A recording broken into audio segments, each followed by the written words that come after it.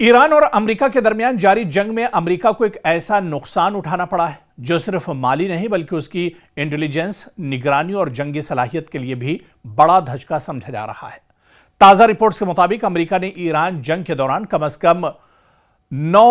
MQ-9 reaper drones खो दिए हैं। यह तादाद अमेरिकी रीपर ड्रोन फ्लीट का तकरीबन 25% है, जबकि इन ड्रोन्स की मजमूई मालियत का अंदाजा $1.3 अरब से ज्यादा लगाया गया है। लेकिन यहां एक अहम बात समझना जरूरी है, यह तमाम 45 ड्रोन्स लाजिमन ईरान ने मार गिराए हों, ऐसा कहना दुरुस्त नहीं होगा। रिपोर्ट के मुताबिक कुछ रिपर्स ईरानी फजाई दिफा की कार्रवाइयों में तबाह हुए हैं, जबकि कुछ हादसात या कम्युनिकेशन लिंक के मसाइल के बायस भी जाए हुए हैं। लेकिन दूसरी तरफ जो माहिरीन हैं वो ये भी कहते हैं कि क्योंकि मौजूदा वक्त में जो कशीदगी है वो ईरान के साथ चल रही है, ईरान और अमेरिका में एक तरह से ठनी हुई है। और पिछले कुछ दिनों से आप देखिए, दो बड़ी जंगें हुई, एक इजराइल और ईरान के जरिए जंग हुई जिसमें अमेरिका पसे-पुश्त इजराइल की मदद कर रहा था। दूसरी जो जंग हुई वो ईरान और अमेरिका के दरमियान हुई और अमेरिका इसमें सामने से एक तरह से ईरान पर वार कर रहा था।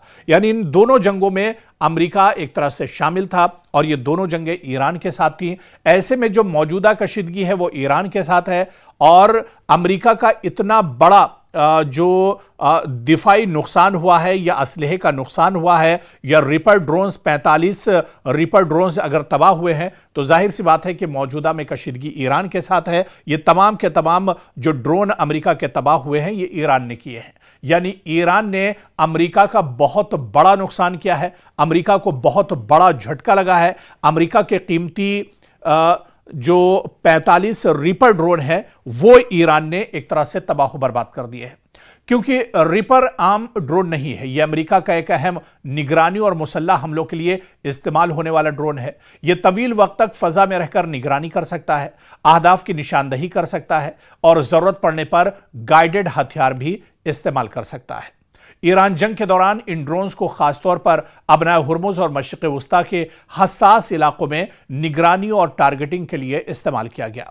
असल बात सिर्फ 45 ड्रोन का नुकसान नहीं है, बल्कि मसला यह है कि अगर एक ऐसा ड्रोन जिसे अमरीकी फौज जदीद निगरानी और हमलों के लिए इस्तेमाल करती है मुसलसल बड़ी तादाद में ज़ाय हो रहा है ये ड्रोन, तो इसका मतलब साफ है कि जंगी माहौल अमरीकी ड्रोन ऑपरेशंस के लिए तवक्को से ज्यादा खतरनाक बन चुका है और ईरान बहुत आसानी से अमरीकी जो हथियार हैं, अमरीका के जो मिसाइल या ड्रोन है उन पर बहुत आसानी से काबू पा रहा है। और ये बताने के लिए काफी है कि अमरीकी इंटेलिजेंस, अमरीकी जो टेक्नोलॉजी है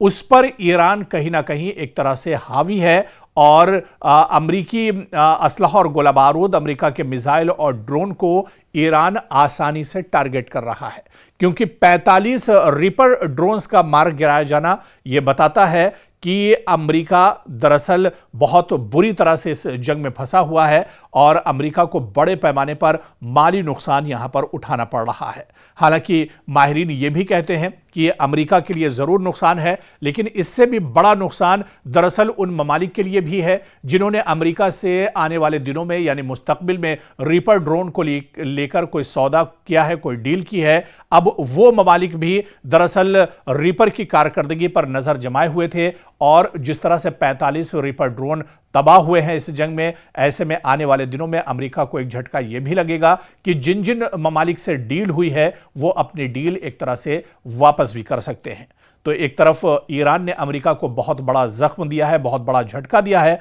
दूसरी तरफ अमेरिका के लिए एक बड़ा झटका यह भी होगा कि उसकी असलहे की जो डील है, रीपर ड्रोन्स की जो सौदेबाजी और डील है, उस पर भी अब खतरे के बादल मंडला रहे हैं।